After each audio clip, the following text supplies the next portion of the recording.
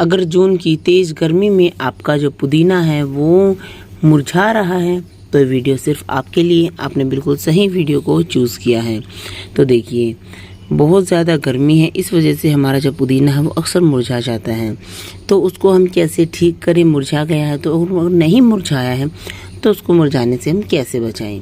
हालांकि कुछ जगह अभी मानसून आ चुका है, लेकिन जहां मानसून नहीं आया है, जहां अभी भी तेज़ गर्मी है जून वाली, तो उस जगह पे हमें पुदीने को बचाना बहुत ज़्यादा ज़रूरी है। स्पेशली दिल्ली एनसीआर में, जहाँ बहुत ही ज़्यादा एक्सट्रीम हीट है। तो आज मैं आपके इन्हीं सवालों का जवाब दूंगी। इस वीडियो में बने रही लास्ट तक। कुछ ऐसे टिप्स एंड ट्रिक्स बताऊंगी जिनको अगर आपने फॉलो किया तो आप डेफिनेटली बहुत ही अच्छे से अपने पुदीना ग्रो करना सीख जाएंगे। अगर सीख चुके हैं पुदीना ग्रो करना तो उसको हैंडल करना सीख जाएंगे। Welcome to love for plant. तो चलिए वीडियो स्टार्ट करते हैं।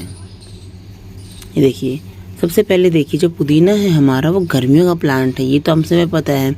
लेकिन ओवर हीट से भी हमारा जो पुदीना है, क्योंकि अभी जून में बहुत ज़्यादा तेज़ एक्सट्रीम हीट है, सुबह 8-9 बजे ही हमारी जब भी धूप, जैसे सुबह सुबह हमारी धूप आती है 7 बजे, उसके बाद 1-2 घंटे तो वो फिर भी हल्की रहती है। उसके बाद हमारी जो तेज़ धूप स्टार्ट होती है ना, उसमें हमारा कोई भी प्लांट हो, डायरेक्ट धूप में उसके पत्ते मुरझाने ही लग जाते हैं, चाहे वो कितना ही हार्डी प्लांट क्यों ना। हालांकि शाम होते होते दोबारा से वो प्लांट जो है वैसे का वैसा सही हो जाता है।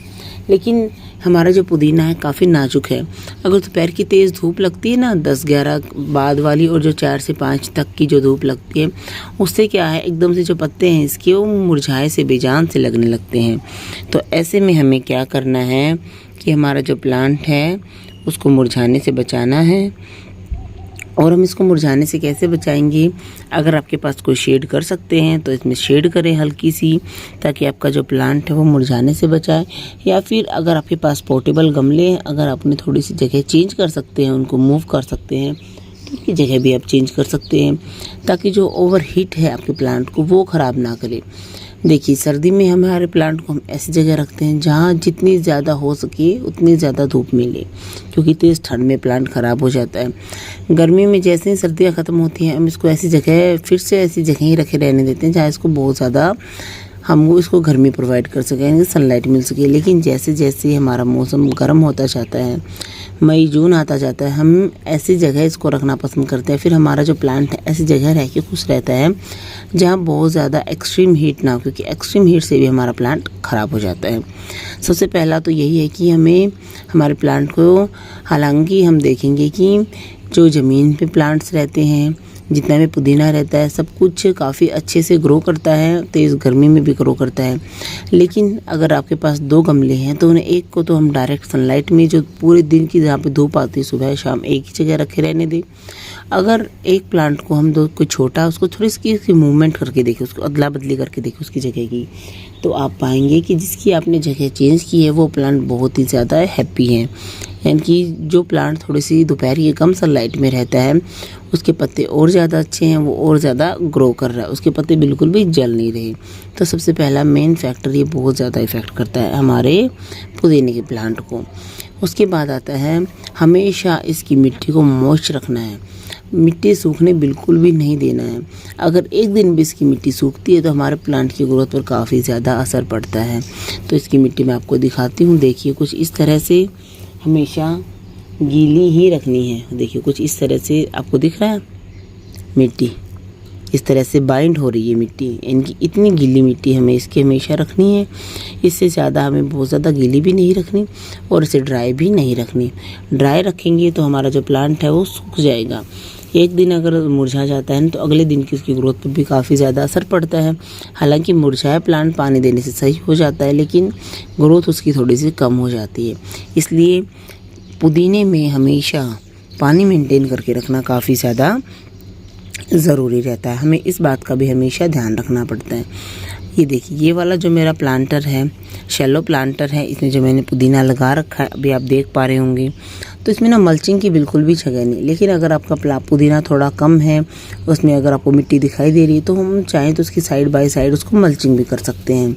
ये देखिए, इसकी तो रूट्स बहुत ज़्यादा फैल चुकी हैं, तो कहीं मल्चिंग नहीं हो पाएगी। तो ऐसे में मल्चिंग हम नहीं कर सकते। लेकिन अगर आपके प्लांट्स में जगह है तो मल्चिंग ज़रूर करें। मल्चिंग का फ़ायदा ये रहता है कि एक्स्ट्रा जो पानी रहता है हमारी प्लांट्स का वो नहीं उड़ पाता, या फिर यूँ कहें कि हमारे प्लांट है उसमें सिक्योर रहता है, तो हमारे प्लांट को एक्स्ट्रा मॉइस्चर भी मिलता है और वो हीट से भी बचा रहता है। उसके बाद है जितनी भी वीड्स वगैरह रहती हैं उन सबको हटा दें। मेरे गमलों में सबसे ज़्यादा ये जो जंगली पर्सलेन है यहीं उगती हैं, और जब इसका मौसम चला जाता है तो ये बीज अपने यहाँ वहाँ फैला जाती है। जैसे ही गर्मी आती हैं जगह जगह पर्सलेन जो है हर गमले में हमें बहुत ही रैपिडली बढ़ते हुए देखने को मिल जाती है। तो इस तरह से जितने भी कोई एक्स्ट्रा बीज वगैरह गिर जाते हैं, फिर नहीं भी गिरते हैं तो जो खरपतवार की तरह हमें लगता है, या फिर हमारा जो प्लांट उसमें कोई सूखी टहनी वगैरह हो गई है, उन सबको हटाते रहें। क्योंकि जब ये प्लांटर में ही पड़े रहते हैं सूखे टहनी या फिर पत्ते वगैरह, तो वो हमारे प्लांट में फंगस फैलाते हैं। इस फंगस से हमारा जो प्लांट है वो सही से ग्रो नहीं हो पाता। इसको हटाना ना काफ़ी ज़्यादा ज़रूरी रहता है, तो इसको भी हम हटा देंगे कुछ इस तरह से। ठीक है, ये देखिए। अब बात करूँ अगर मैं खाद की, क्योंकि हमारे प्लांट का ग्रोइंग पीरियड है तो हमें कुछ ना कुछ तो इसको न्यूट्रिशन देना ही चाहिए। तो ऐसे में अगर हम इसको लिक्विड न्यूट्रिशन देंगे तो ज़्यादा बेस्ट रहेगा। लिक्विड में आप जो गोबर की खाद रहती है उसको 1 या 2 दिन के लिए पानी में भिगो कर रख दें, फिर छान कर अपने प्लांट में दें। छानने की वैसे कोई ज़रूरत भी नहीं रहती, क्योंकि हम हमारी खाद को ऐसे भी तो प्लांट्स में डालते हैं, लेकिन कई लोग छान कर भी देते हैं, तो आप छान के भी इसमें दे सकते हैं। तो उसको हम कहते हैं कंपोस्ट टी, यानी कि हमने हमारे प्लांट को पिलाई है गाय के गोबर की, या फिर जो गोबर रहता है उसकी खाद जो बनी है उसकी चाय, जो हमारे प्लांट को बहुत ही ज़्यादा अच्छे से NPK देती है। NPK हमारे प्लांट को एक बैलेंस मात्रा में चाहिए, क्योंकि इसकी ग्रीनरी वाला प्लांट है, एकदम से हरे पत्ते वाला प्लांट है, तो इसको नाइट्रोजन बेस्ड जो फर्टिलाइज़र है वो इसको ज़्यादा चाहिए रहता है। आप चाहे तो आपके घर में जितना भी वेस्ट बाय प्रोडक्ट निकलता है वो भी आपके इस प्लांट्स में डाल सकते हैं, जो लिक्विड वाला रहता है। दाल वॉश की उसका पानी इसमें डाल दिया, चावल धोया उसका पानी इसमें डाल दिया, हमने कोई हरी सब्जियां वगैरह धोई उसका पानी इसमें डाल दिया, या फिर कोई चाय पत्ती बची हुई है तो उसको अच्छे से उबाल के उसका पानी भी हम काफ़ी ज़्यादा डाइल्यूट करके इसमें डाल देंगे, तो वो भी हमारे प्लांट की जो है नेचुरली NPK बढ़ाने का, यानी कि नाइट्रोजन बढ़ाने का वो भी काम करेगा। या फिर हम जो केले के पत्ते रहते हैं उसको भी हम डाल सकते हैं, वो भी पोटेशियम का काम करते हैं हमारे प्लांट में।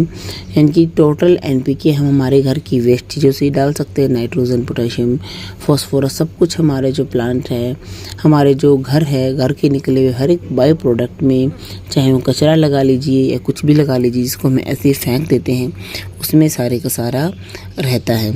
तो इस तरह से इस वीडियो में आज मैंने आपको बताया कि हम गर्मी में हमारे जो पुदीना है इसको कैसे मेंटेन करके रख सकते हैं। अगर आप भी ऐसे मेंटेन करके रखेंगे तो आपका पुदीना बहुत ही ज़्यादा अच्छे से हेल्दी भी रहेगा और काफ़ी अच्छे से ग्रो भी करेगा। चाहे वो गर्मी कितनी भी हो, आपका पुदीना कभी भी नहीं मुरझाएगा।